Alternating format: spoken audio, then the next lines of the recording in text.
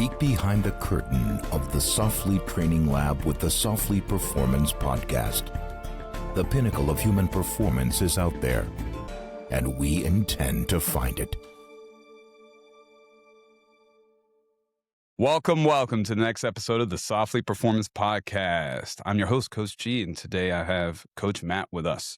And we're talking about, we've got a number of things on the docket today, but chief among them, I would say, is periodization. What is it? When is it appropriate? Matt's approach when it comes to programming for Softly and periodization for the military first responder audience versus, let's say, bodybuilding or Olympic weightlifting, which is where a lot of this stuff and our understanding of it came from. But we kind of wanted to open with, so just as a heads up for everyone listening, if you're in the field, I'll be delivering a presentation on strength training for the distance athlete. Well, if you're listening to this, it's already happened. It's happened on May 18th for Soldiers to Sidelines, an organization that focuses on educating coaches. So not just strength and conditioning coaches, but sports coaches as well.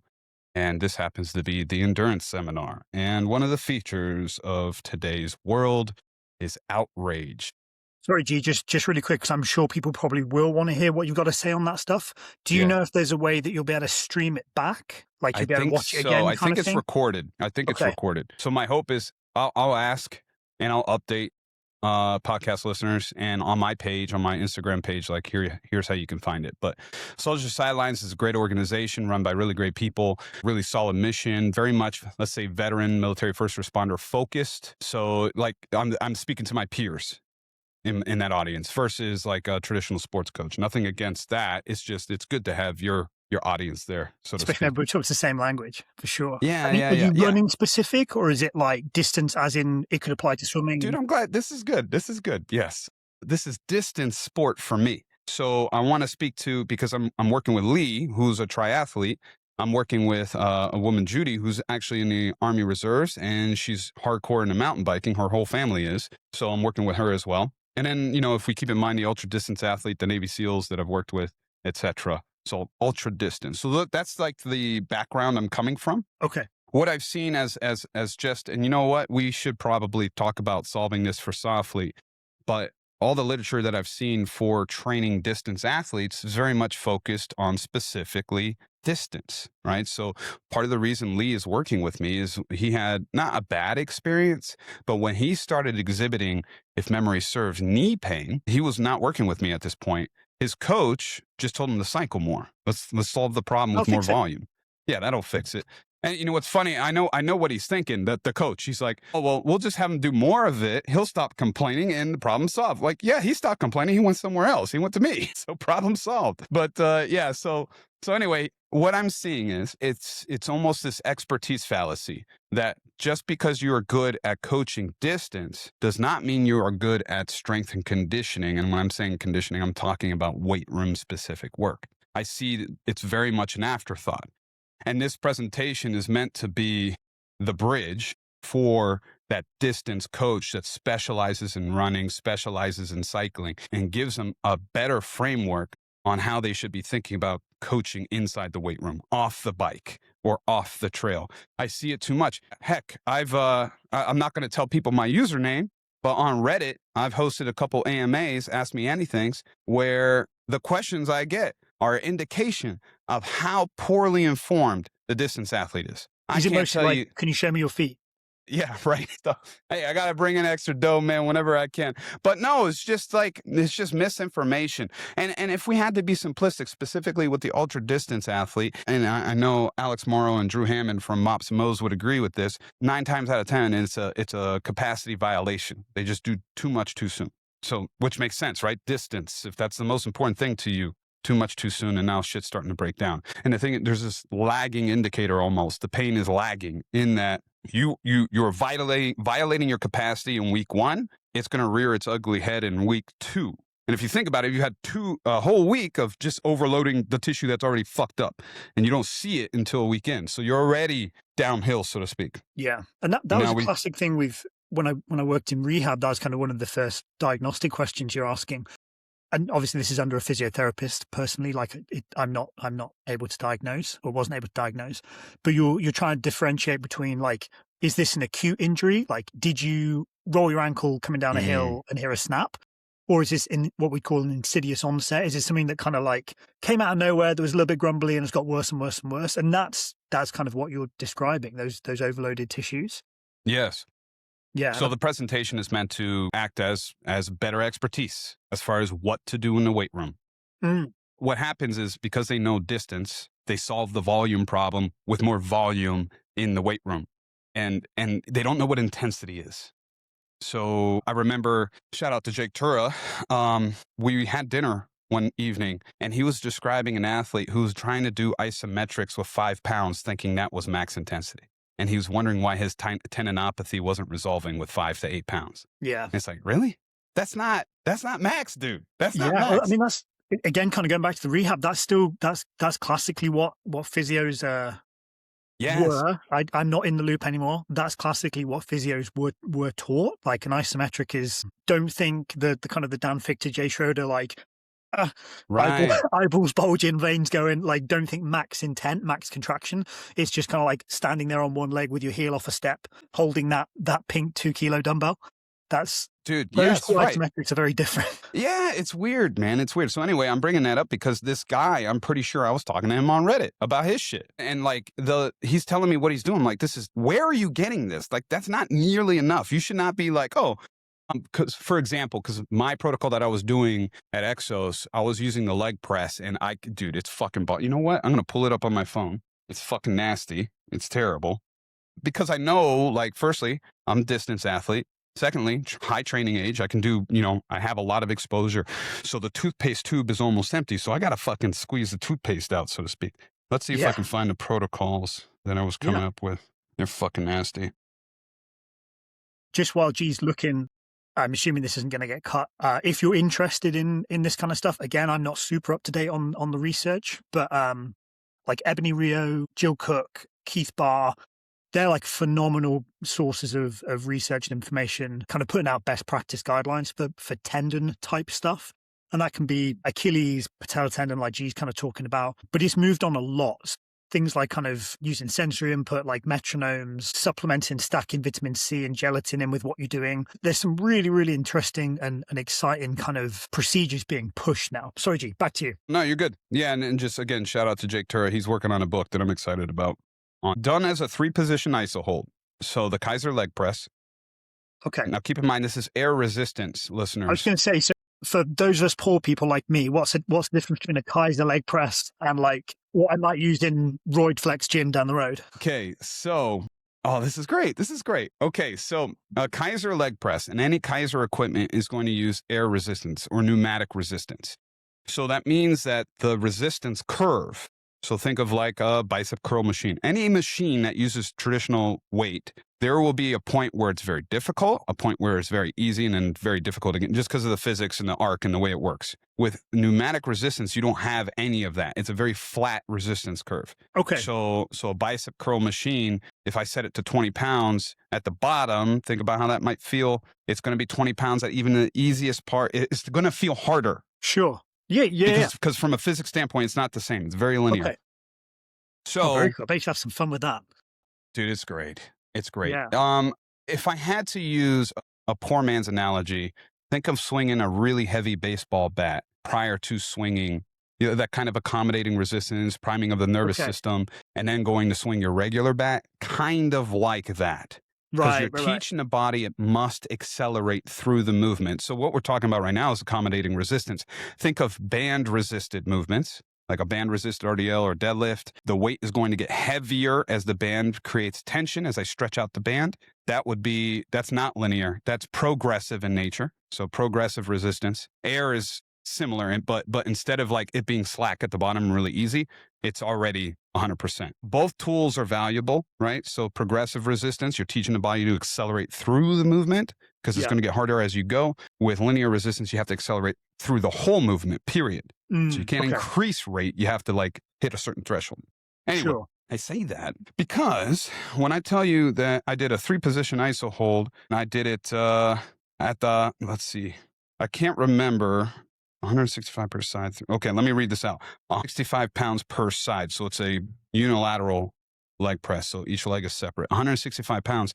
When I was doing this protocol, I weighed around 190. So that's, most people would be like, that doesn't sound like a lot, except it's air. Sure. Okay. So it's not beast. Comparable to like a steel plate. No, dude. No, it's fucking nasty. So like, think about it. Like a traditional leg press, if we put mass on that and I told you to hold it, it's not, imagine if you had to do that with maximal band tension. So I was going to say, so what would that be as an RPE then? So let's just use a scale of 1 to 10. Oh, I love that you brought that up. Dude, every part of this is 10 out of 10. There is no fucking, because I'm trying to, so what I was trying to do is reduce the amount of interstitial fluid and fluid around the knee, because I was dealing with knee tendinopathy. So I'm trying to get fluid out of the area, and that's going to require tons of force. So I'm chasing it both through volume and intensity. We know that isometrics, you can exert a lot of force. So that was my intent there. So 165 pounds per side, 3 position. Now I remember. This is a controlled eccentric with air. Okay, 15-second descent. We did that 3 times. It fucking sucks. Then I go to up maximal then. So that's more than you can. Yes. Like you're trying to push as hard as you can, but it's still burying you. Yes, because the cool thing about the Kaiser leg press, because it's pneumatic resistance, I can just hit a button and reduce the load. Nice. Yes. So I just reduce the load, get it to a normal weight that I can push out of, and then I increase the weight again. So I did 15-second eccentrics 3 times. So when you hear that, you're like, that's not a lot of force, but you got to think, yeah, it's air too. So you have to, in my mind, you have to do more, because you're not going to get DOMs, because with plate resistance, you're just like, you can accelerate it and make it easier because momentum is part of the equation. It's the opposite too. So like when you're descending with a load with plates, there is momentum that you're fighting against. Air is flat. So you're not going to get DOMs. So I'm thinking nervous system too. So then I increased it to 220. 65 was the warm up. Now I remember. 220. So this is where the real work happens for these longer eccentrics. 220, 3 position, 15-second descent. Then I did a second set of 220, 3 position, 15-second descent at a higher level. So when I say higher, like limb length, like my legs were further extended. Okay. I also had the machine like at a dead stop where it was like safe. Okay. Whereas the next progression I have written here, disengage safeties for the following. So this means full range of motion. Sure. Yielding isometrics. Let's see, 300 per side.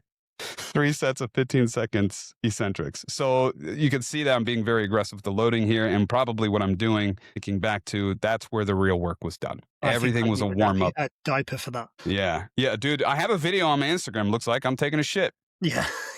Okay. Yeah. Then max isometrics. Okay, here is where the machine doesn't move. I have it locked in position. I set up the weight to as high as the weight will go, which I think that thing can go up to 600 pounds. 4 seconds.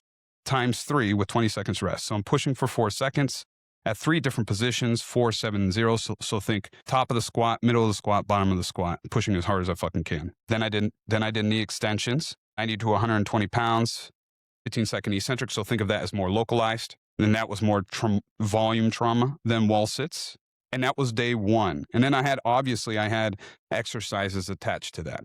Yeah. So like day A, I did Hatfield squats with eccentrics. Day B, I have front squat, rear foot elevated. So I'm making sure that I'm adding on to that in an intelligent way. And I would say it resolved. We say all this. That fucking sucked. I did like 8 to 12 weeks of that. And this guy is doing fucking leg extensions with like 5 to 8 pounds. I'm not joking. I could find it. He wrote this shit down. And he's wondering why his tendinopathy doesn't get better. Yeah. I mean, that's kind of I think that's sort of where, was it Alfredson? Was that the dude who did the mental, like the initial kind of Achilles tendinopathy stuff? Like I don't know if this was an old wives' tale. I think I remember this from training. Way back when, I couldn't tell you when, way back when, he wanted to do some research on himself to look at how to rehab a tendon. So he was trying to rupture his Achilles tendon. That's right. And I don't remember what he was doing. Something to do with like holds on steps or eccentrics down steps, and end up making his tendon, unsurprisingly from what you just said, super thick and strong. And yes. So that was a bit of a turning point in the research. I'm probably butchering that if you were a tendon guy or girl. It's I'm looking it up right now. The Alfredson protocol. Alfredson, something like that. He did a ton of heel drop exercises. I remember. Yeah, that's the story, dude. Yeah, he tried to give himself a rupture. Nice. But you're right. The whole rice thing, people overuse it, dude. I understand where it's coming from, because if you think about it, if they're overwhelming capacity to the point they have tendinopathy, then you want to reduce the capacity. Like, I get where that's coming from, but they're also forgetting how to fix it, not to reduce pain, but how to fix the structure. And that's where force comes in. Yeah. And that's kind of where, like with that, sorry, we're like derailing this now. I'll wrap it after this. But that's No, where this I is think great, it's dude. always Let's really talk tendons. interesting. Like when you go to the doctor, well, I say this when you go to like a doctor in the UK, like an NHS doctor. If you go and see a private sports doctor here, it might be different. You go to see a doctor and you're like just kind of keeping yourself in shape. You're running 5Ks, that kind of thing. I've just started running. I'm getting Achilles tendinopathy. Their advice 9 times out of 10 is going to be, well, okay, stop running. Yeah. And like the classic is to kind of immediately shit all over that. Like, what they're talking about, you shouldn't stop running, blah, blah, blah. Well, actually, there's probably a good body of research to say, yeah, maybe stopping running temporarily isn't a bad idea, because like G was talking about at the top, something's probably changed. You've probably stepped the load up, as in like, yeah, I got you. All right, strength training framework. So first thing we're going to talk about, you know what, fuck it, dude. Let's talk about it. I want everybody to picture in your mind the silhouette of a sprinter, okay? So the first thing I'm going to talk about, we already established, like, most practitioners solve things through volume, and they misunderstand or misappropriate how it works in the weight room. And their athletes, in my opinion, are succeeding despite the training in the weight room. So it's almost like it's working anyways. So like they don't see a need to fix it because they don't see the problem. So it's an afterthought. I'm also going to be talking about gait. An inside gait, I want you to imagine, and I know Matt knows this, the silhouette of a sprinter. A split pelvis position, one leg's in front of the other, back leg's in extension, the arms are opposite. So when you're running through space, you have to produce force eccentrically under length to absorb force from the ground. So you're going to put force into the ground and you're going to absorb it. I say absorb, technically it's transfer. It's like common misnomer. Like, it doesn't fucking matter. We're a bunch of nerds, who cares? Anyway, the force has got to go through a limb that's hitting the ground.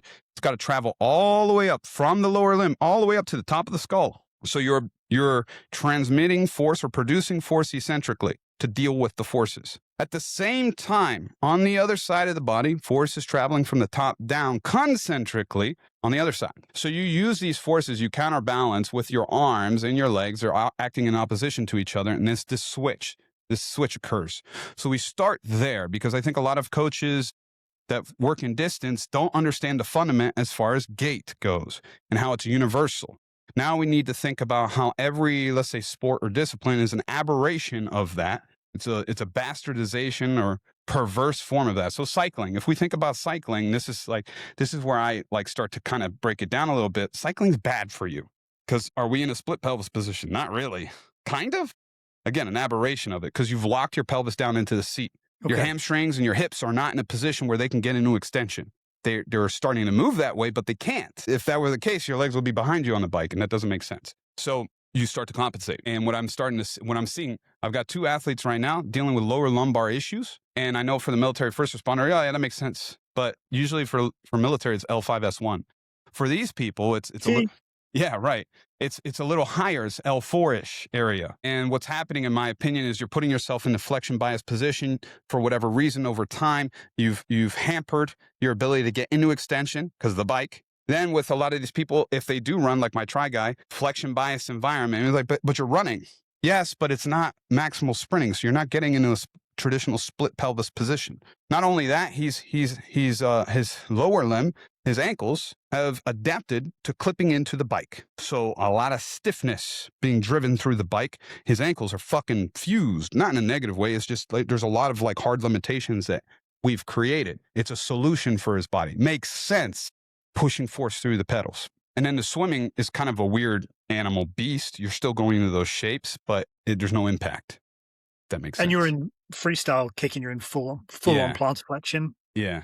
Which is like, there's no other sport without, and coming from a swimming background, that doesn't help you in any other sport. It's a weird sport. Hockey's another weird one too, because with hockey, you want a long ground contact time because that means you have more time to generate force with the skates. Okay. Yeah, it's weird. Okay. It's weird. And again, like locked into a boot. Yes. Oh, and the hips, dude.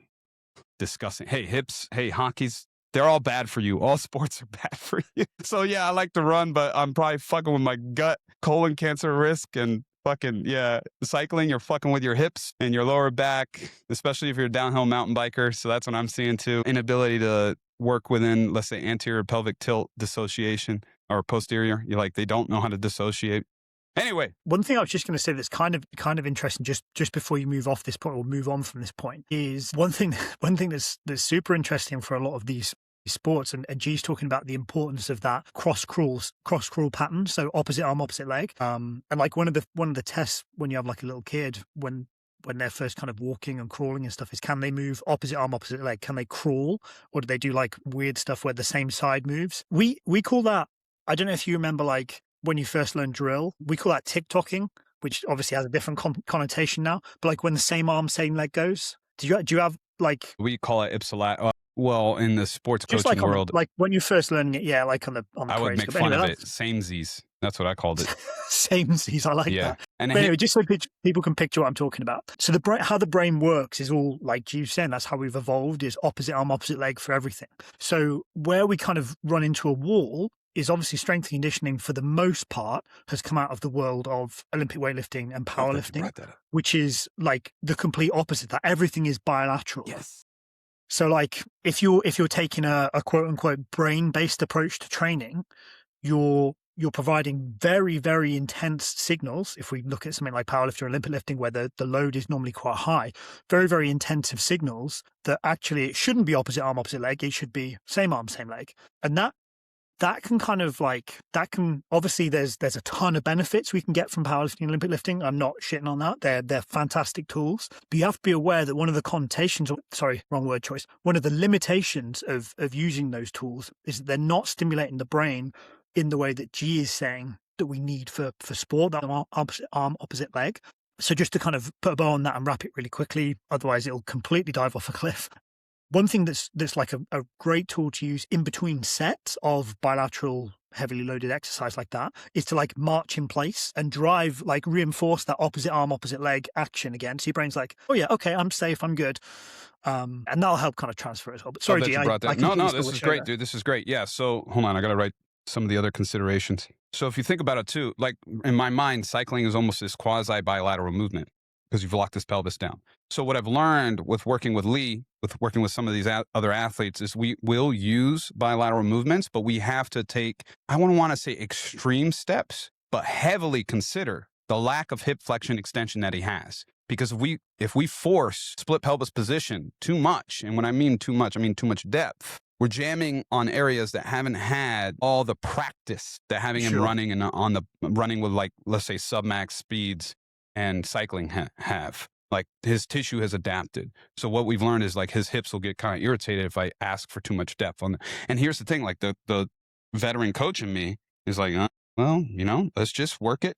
Let's just work with this. If I record it and post it online, some dorks will be like, let's not to depth. And it's like, well, I don't want his bursa to get irritated. And then we like dial back on his training because, we went too hard too we So anyway, there's that. So we will use further away from his event. His event is, and here's how I know we're on to something as transitioning from field-based sport to distance sport. He's going to be competing in Olympic trials. We weren't trying for that. He was fast enough that it happened. So it's like, okay, we're not chasing podiums here, and we fucking figured. So like, clearly we're doing something right. Yeah. So I'm like super pumped for him. I'm really excited. So as we're approaching his competition, there are two things that are going to happen. His volume training outside of the weight room is going to, of course, increase. It has to. So this means that the volume in the weight room has to decrease. But that doesn't mean that we're going to do the same thing. That would be a waste of time. We're reducing the stimulus in the weight room. So what do we got to do? We got to increase intensity, increase specificity. So now, as we transition away from these bilateral shapes, we're going to split pelvis shapes.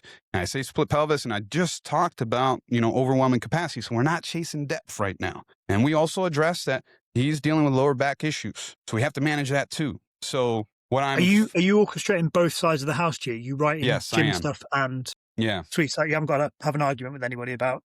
Well, that's great. Yeah. What he's doing on the bike or in the pool and stuff. And back to your notion on, let's say, gait-based approach and marching. I'm a huge proponent of marching and skipping for coordination reasons and mechanistic reasons as far as tissue tolerance. And what are we doing with him? We're doing lateral marching and skipping, lateral bounding to further reinforce. Why are we doing that? Because he's running all the fucking time. It's all linear. When are his hips being exposed to these lateral? It's not happening on the bike. linear. So I think most coaches, endurance coaches, would be like, whoa, they like get scared of that. And it's like, no, he needs lateral hip control, especially as he's getting older, for resiliency's sake. And we have permission to do that because he's already fucking running so much and doing all the cycling.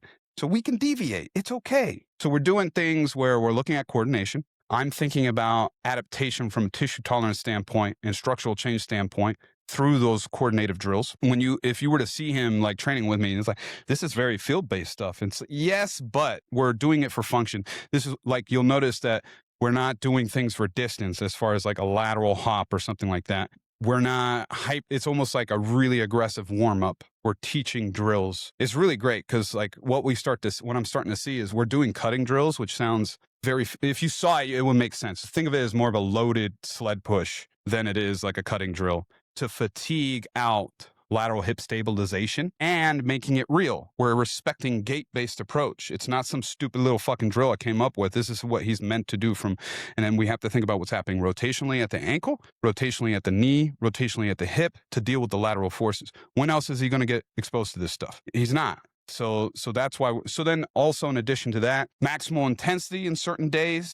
If I suspect that we're going to be tackling a lot of volume, I can consider that as a lot of metabolic load. I need to address nervous system load. So we're doing max intensity isometric. So think rack pulls in the split pelvis position. We're also doing sprinters lifts, which are very velocity driven and not so much load driven, how do I describe a sprinter's lift? Can you just describe those? Yeah. Yeah. So if you have power blocks, I love them for this because power blocks sit on your shoulders very easily, but imagine split squat shape. Okay. Split squat position. The more aggressive the stance, the better. Because think like sprint, think hip extension. And you're holding, and Matt, I know you've seen variations of this. Dumbbells on either side of me, they're held loosely. I'm going to explode through the front leg. The dumbbells are going to end up on my shoulders at the same time as my back leg lands on the bench or box in front of me. So now I'm in the split position again, but the opposite leg. So like a Bosch clean, you might have a Bosch heard that, clean. Yeah. It's a Bosch familiar clean with that kind of work. Yeah. So kind of getting that would be good B-roll, dude. Intent like to drive that hip lock or to reinforce that hip lock position. Is that right? And yes. And Matt, what's hip lock? So the scissoring that G was talking about. What is that? It keeps coming. Who's the researcher, the sprint researcher who? I got it from Bosch, so I'm not sure. As well, who's pioneered a lot of the split angles, like measuring the angle between your peak angle between the front leg and the rear leg. And I have forgotten it and remembered it. You're in territory I'm not familiar with. Ken Clark. Okay. Okay. Yeah. Yeah. So again, if you're like, that kind of stuff makes a lot of sense, I want to nerd out on that, go check out all Ken Clark's research. Incredible. Like completely supports what G's trying to teach here. But that hip lock is this idea of extension in one side of the pelvis and then flexion in the other. Dude, let's talk. So and to further extend hip block. So if like right now I'm standing, I'm on my standing desk and my legs are soft right now. So what I mean by that is my knees are not locked out, nor are my hips. I'm soft. Think about like running for distance. That's kind of like a shape that we all know. That's less efficient than and when I say efficient, I mean from a force transmission standpoint, than if my knees and my hips were locked out. Think about the force that, like, I'm far more stable. So hip lock, when you're in the split pelvis position, is the stance leg. I don't want to say locked out because it's not quite locked out, but you're straighter. You're further in your hip. You're further in hip extension. And for many of these, and think about the neural, let's say, pathways that are being accessed there versus staying in this quasi soft position. You are built to be in a soft position, but it costs more than in a hip lock position because you're transferring force more efficiently. So we chase it. Great kind of, sorry to cut you off, G, but a great illustration of that if you're trying to like picture what G's talking about, because obviously if you're just streaming this, you can't see kind of how he's describing it with his hands, is if you picture like floor-based gymnastics or even something like cheerleading, whenever they're hitting the ground with those high impacts on like flips and things like that, it's all about creating stiffness and locking out joints. They're not actively like jumping each time, it's bouncing. And that's the same kind of force transfer that G's talking about. Yeah. And then I think everyone hopefully understands we're not suggesting that you go out and run and try and lock your legs out. You do that, you're going to have some issues. Although if you look at like to kind of slightly tongue in cheek, but if you look at like the blades that they use in like the Paralympics, that's That's basically pure Same tendon, concept. equivalent Yeah. of pure tendon stiffness. Yeah. Yes. So we kind of got off track there, but Yeah. Sorry. Go back to your presentation. You were talking about how like. So yeah, as we get closer, we're doing more split pelvis stuff, more single leg stuff, going for more competence, more tissue compliance, more lateral hip stabilization, and it's almost like the lift gets simpler and condensed, but increased in intensity. And so I guess what we're trying, if we had to be reductive further away, we chase volume, but in a very targeted way, specific areas, and then closer to more specific from a gait-based approach standpoint, more concentric force. Unless I identify, of course, like, oh, we need to work on eccentrics because we're seeing something from a tendinopathy standpoint, and kind of operate in giving people a framework as far as like how to think about this in the future. What I typically see from sports coach or distance coaches giving strength and conditioning programs is Peterson step up to death. Like you said earlier, 2-pound dumbbells. Like they're already good at that. Stop. Yeah. So, and I think it's just expertise fallacy, but not malicious. I think it's just, this is what they think works. So yeah, and that's where you guys providing this kind of upskilling is phenomenal, because it's like we were talking about off air. There's so much in our industry, as in strength conditioning, human performance, where it's so like team focused. People want to know what team are you like supporting on any kind of given topic. It's so easy to bias. yes. But I think with stuff like this, there's so much potential benefit, because not only are you able to like you said, you're bridging the gap from the weight room to the endurance world. We can invite people back over from the other side. You know, 100%. we can learn from, okay, well, we know that this is a pretty good way to get someone strong, and that'll translate to improved running mechanics. What can you tell me? What can you teach me about like improving VO2 max or efficiency or economy? Because those guys, like the quote unquote old school high volume, whether you're talking swimming or biking or running or whatever, they see a ton of reps in their particular world, and so kind of tapping into like, what can I look for here? That stuff's gold. Hopefully you kind of get that real good bridge and connection going. Yeah, and it's a bit frustrating. We touched on it right before the record, but Soldier Sidelines was advertising this, and there was 2 comments, and one of them was like, none of these people are endurance coaches. No, fuck you, firstly. Yes, I am. And then secondly, the other thing was like, why would I see any of these people or whatever? And like, what the fuck, dude? It pissed me off. Like, you took the time to be a fucking asshole today. That's weird. And I think they took it down. And I'm bringing that up because it drives me crazy that social media very much has us like, you have to pick a lane or you have to pick a stance, and you cannot, there's no nuance allowed. So I know you saw this, Matt, like a few months back. Everybody was, and I talk about it too. Everybody was talking about zone 2 training. And then I started seeing a lot of social media, let's say escape, talking about zone 2 is a waste of time because you can't run fast enough to get anything out of it. And like, fuck you, dude. Like, you could do both. Do both. What's wrong with that? Yeah. And just try it. Cause okay, so the criticism for zone 2 that like really bugs me is like, I don't have time for zone 2. If I'm not fit, it's too slow. Well, fucking work on it. If you stay in, I'll give you a great example. So like when I started talking to Zone 2 about the coaches at Axial, think of field-based sport. I want people, you will understand this running. God, I can't, my run is to the squat rack, to the smoothie bar. Like, that's enough for me. Like that whole adage, part of that is you're running too hard. And so why are you running too hard? Because you've trained your nervous system. Why have you trained your nervous? Because you love the weight room. It's nervous system driven, right? So like most of your adaptation is going to be nervous system driven. So of course, when I have you go run, you're going to use the same solution because that's what your energy systems are tailored for. So where I'm asking you to train a completely different thing. Pure metabolic. So the coaches struggled with that. I'm sure I've talked about this before. They struggled with that at first, but you stick with it around 6 to 8 weeks, and now you're running, which is fucking weird, and it doesn't cost you anything. Yeah, you got to look at. Sorry, G, I don't want to cut you off, but you got to look at like some of the greats in our field have done in the past. When you've got people like Louis Simmons and Charlie Francis, who obviously Charlie Francis sprints, Louis Simmons, everybody knows. Both of those were really big proponents. They didn't call it Zone 2. Both of those were really big proponents of doing that low-level capacity stuff. Like Louis, from my understanding, was a lot of sled work, a lot of that kind of stuff, like low impact, and a lot of volume, like just in the accessory type work. And Charlie used to run flies and do med ball work and things like that. That's exactly what you're saying. It doesn't have to look like Yes, Okay, we I'm going to definitely send my talked at soccer length team about out that. to run a Yeah. 10-miler. Yeah. Yeah. So anyway, I'm seeing people in the mediascape bashing zone 2 work, and like, I run zone 3, zone 4 because it doesn't matter and I don't have time. It's like, you can do both, man. You don't have to fucking pick a camp.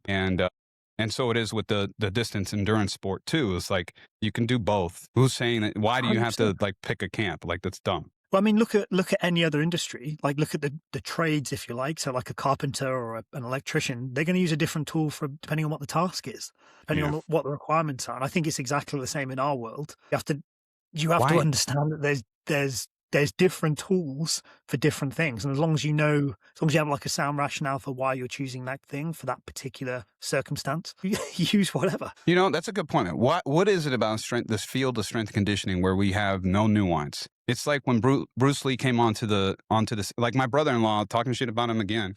He's like, "What do you think is the best martial art?" I'm like, "How fucking old are you, dude?" Like, that's a question you ask when you're like fucking 12. Like, it's all contextual, you know? Yeah. Yeah. Jeet Kune Do, I used to think it's the martial art. And it took me so long to figure out. All Bruce Lee was saying was like, figure out what works for you. That's all it is. Yeah. Yeah, definitely. And for some reason, strength conditioning is not like that, dude. It's very polarized. Yeah, and I think that's where it's always great when you kind of come across people that you can kind of latch onto who are saying, well, this is what I think. Use what you think works from what I think, and then go and listen to this person who will tell you something different. Yeah. And if you agree with it, that's great. Use that stuff. But if you disagree with it, figure out why you disagree with it, because that'll make you understand, if nothing else, what you're doing more than anything. It gives you more rationale. Yeah. I mean, I don't know about you. We always harp on about how we're old, and I harp on about how I'm old and how I've been doing this for a while. Yeah, I find I kind of question and change what I do. Literally got my notepad in front of me from some CPD stuff I was doing last week. I change stuff on like a weekly basis, and that's reflected in like the programming. I don't know the last time I did straight up zone 2. I couldn't tell you. I do zone 3. It's okay. Like, yeah. Well, because here's the other thing I learned. Like, again, I fell into this trap. We're creatures of simplicity. Like, I was doing zone 2 so much that I got slow. How do I get faster? I got to do fucking speed work. So yeah. Potentially it depends whether you want to go down this route, and obviously we can chop this, or whether you want to keep talking about this presentation. But we could use as a bridge now. That's like a great way to think about simplistic, but it's a great way to think about periodization for our guys. Obviously, if you're someone who requires quote unquote constant readiness, like your law enforcement, your SF quick reaction firefighter that's on shift, you have to be ready. You can't be like completely buried from your training.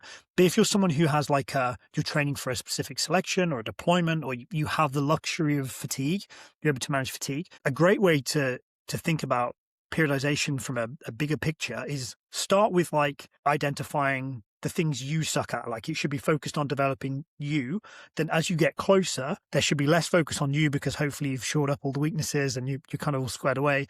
And then it shifts to more focus on the event, and just the way that you were kind of describing previously about prepping for Olympic trials with your triathlete.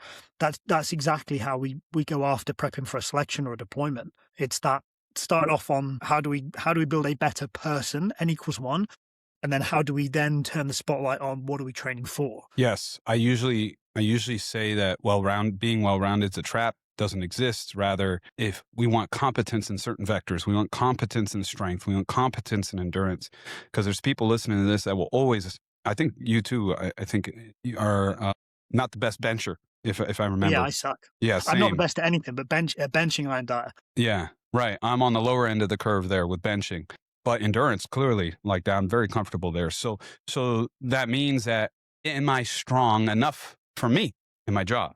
And the answer is unequivocally yes. And then I can go for a long time. I don't want to fall into that trap that I did when I was a young Marine, trying to get as big as possible and sacrificing what I'm already good at to become more I just became bad at everything. So yeah. And I think, just to kind of harp on your previous point, but you're equally saying that. Sorry, you're equally not saying that bodybuilding is pointless. Correct. We're lucky that Brent's not on today. We can kind of have this discussion. We can say that the bodybuilding might have some merit. If that's what you need or what you want to achieve with your training, then use it. Yes, there's, to be simplistic, there's a lecture that I open up with around deconstructing these methods. Powerlifting is about expressing force maximally. That's a good thing. Bodybuilding is about exposing tissue to as much metabolic trauma as possible in the hopes of increasing surface mass. Now, they're doing it in a very specific, aesthetically pleasing way, but I think everyone would agree that if you have a bigger muscle, you have more potential for force and strength. So that's a good thing, right? And then Olympic lifting is about lifting as demonstrating maximal force as quickly as possible. These are all good things. Yeah, yeah. And nowhere have I said 315 pounds, 225 pounds. No, we're not talking about that. We're just saying, power is good. Strength is good. And just like with your endurance coach discussion earlier, like the kind of what you see a lot in our field is people want to gravitate towards one of those things and then put the walls up. This is all I know. This is all I do. But like, there's so much to learn from each of those fields. Yes. When you comparatively, the amount of research that's done in each of those is negligible when you look You're absolutely right. When you look at kind of other aspects in kind of natural science. So just learning from people who have dedicated their life, the whole bro science stuff, there's a ton of merit in that. Yes. If you can pick out the stuff that is relevant and works for you, that's so useful. And then we I know we've kind of danced around this notion. I think everyone listening probably understands this to their core. But what we're just this podcast episode was originally intended to be about periodization, where there's a certain order and a certain recipe order that you're supposed to use. So first you work on function, then phase 2, you work on hypertrophy. And then from phase 2 hypertrophy, you work on strength. And then from strength, you work on power. And that's done across many weeks. But that approach was derived from track and field and, let's say, Olympic sport, where they knew the event that was coming up. That's called linear or block periodization, and military first responder. And I would say in general, with better practitioners, the understanding is block periodization does not acknowledge reality. So for military first responders, we use something called, and this is very classical, undulating periodization or concurrent programming, which means that you're hitting multiple themes on the same day or within the same program. So speed is focused on power, strength, hypertrophy, all inside the same program. You can emphasize different, let's say, recipes inside of that. But for me, I always prioritize power production to some degree, and then we will emphasize whatever the emphasis is. So if that's more power, great, to a point, or hypertrophy is the primary focus. So is that something you touch on in your prayers, G? Are you talking about that? I'm glad you're asking me this. It's almost like we're having a brainstorming session. That's a good question. I'm wondering if that's necessary. For me, in my head, it was more about isometrics, when to use max strength, when to use a concentric bias. Not so much how to program, but you're having me question whether or not we should. And maybe I should, just as a kind of a case study thing. Because no matter what, I want them to understand what power is. Yeah, we'll talk about it briefly. Yeah. I think as well, it's kind of, so the guys, your target audience, is this people who are strength and conditioning coaches looking to work with endurance athletes who also have an endurance like a sport coach, or is this the sport coach themselves who kind of wants to know a bit more essence? When I've taught this specific seminar before, it seemed like I was getting a lot of sports coaches, so like a track and field coach. Okay. Who happens to be a veteran and wants to know more about endurance training. And in my case, what I'm going to be teaching about this time is strength training. Okay.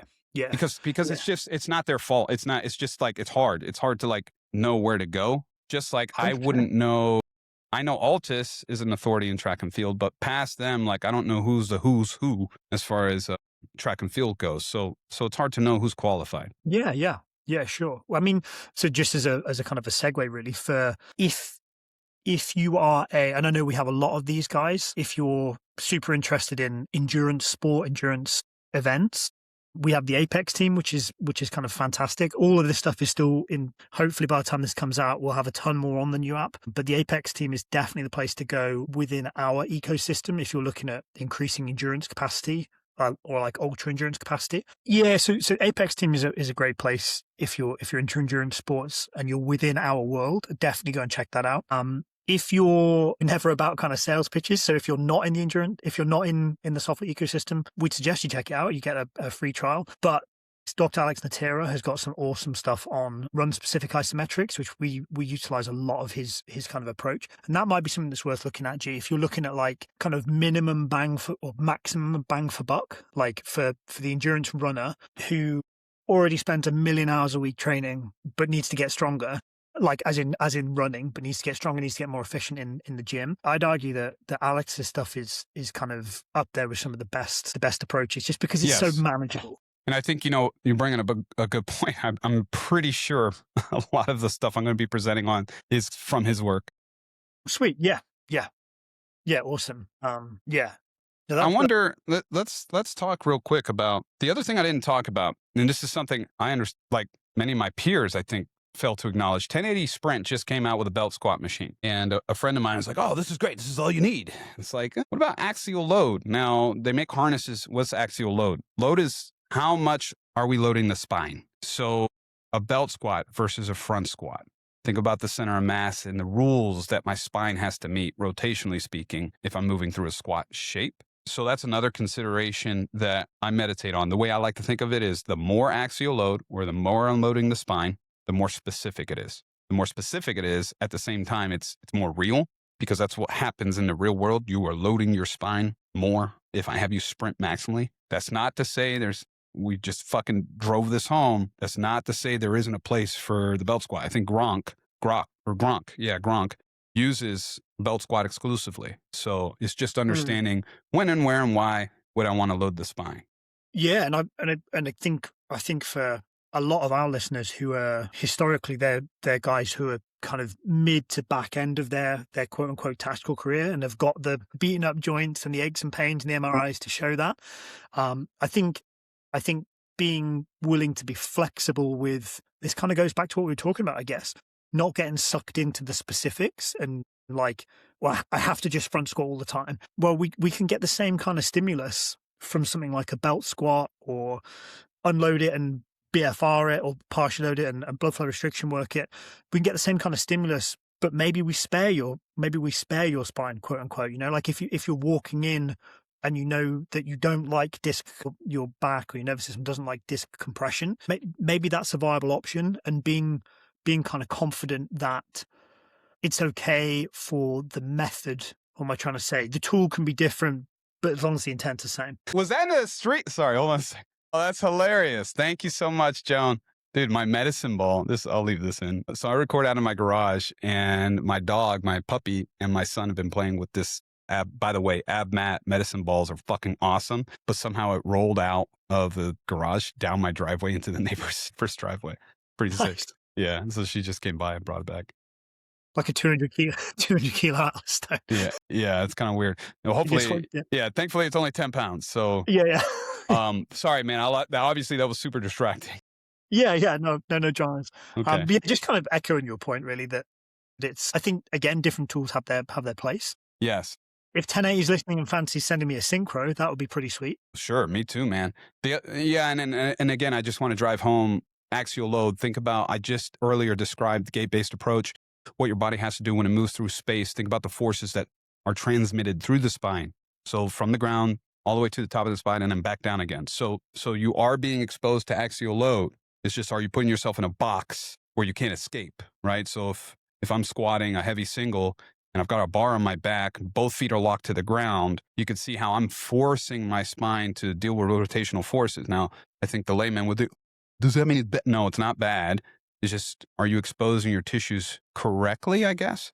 Are you respecting it? Yeah.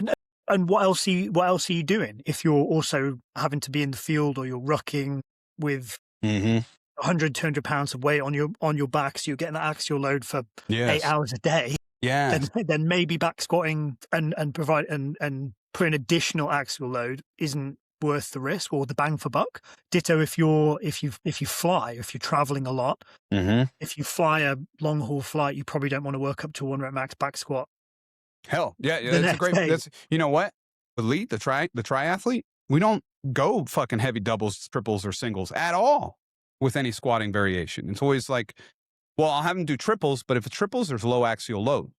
I use front squat with him to teach lat lengthening under load, because his lats are mega fucking tight, pulling his spine into flexion reducing thoracic mobility, asking his lower spine to make up for the lack of mobility in the T-spine. So of course he's going to have back pain. So I use front squat to teach extension, lat lengthening. It's like the opposite of cycling. Sure. Yeah. That's the intent there. I can see that. I think of it as a loaded stretch. Whenever I'm programming front squat, it's not for max strength. It's for resistance to fatigue in the lat, which is kind of weird, right? But that's I can definitely see the logic. Well, and then also think about it, like for someone like him, it's not his legs that fatigue out. It's his trunk.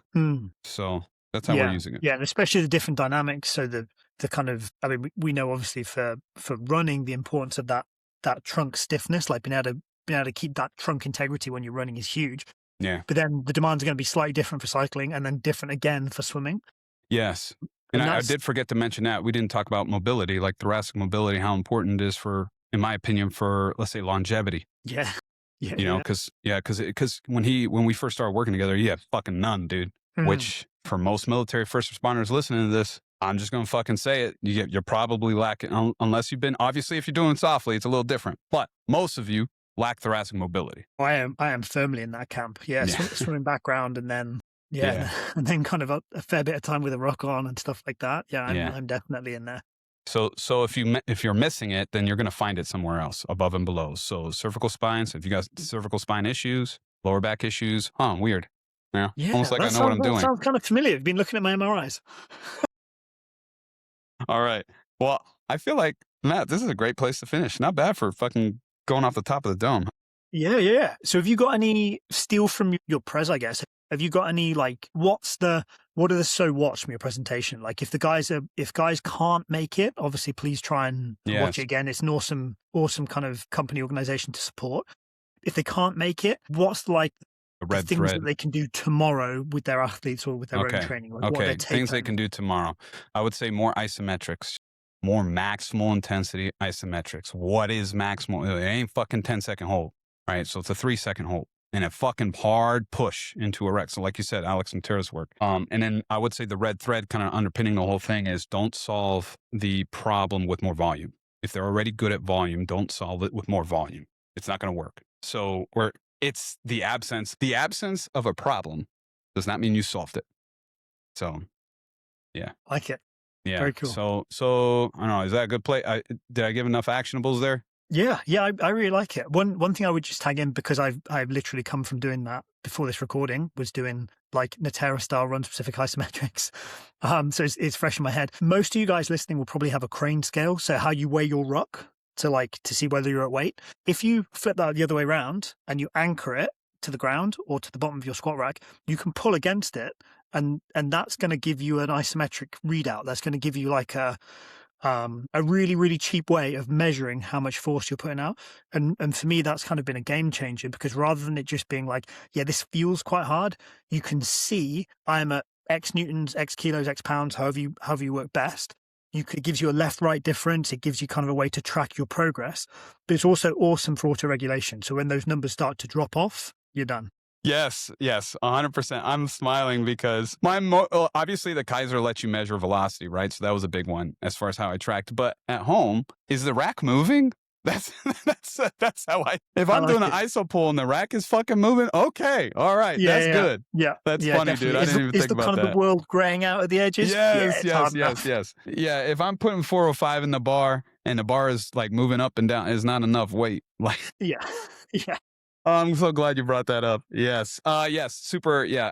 Output Sports. I really like what they're doing from a velocity. Now we are talking velocity now, but I really like what they're doing from tracking velocity because it's easy. I think that's back in the day, Jim Aware is great, super accurate, but kind of a pain in the butt for the average person and the average listener. RPE 10 out of 10, keep it short, 3 seconds, 2 seconds. Think of like a heavy single that you did not grind through. And you'll have to, if you're an out-and-out endurance head, like if all you've done is run or swim lots and lots of distance over your kind of training history, that's going to feel very different. Like it'll take a while to learn what RPE 10 really is. Yes. And I think that's the thing. That's the crux of the whole thing. So many distance coaches, if I said, hey, if they've never trained in a weight room, do something max effort, why would they're going to do what feels hard on the track. Like that's their frame of reference. So you're right, it's a man. whole new Like, calibration for sure. yeah. You need both. All right. Well, listeners, this was fun. I hope you enjoyed it as much as we did. You guys have a great day. We'll see you on the next episode. Die living.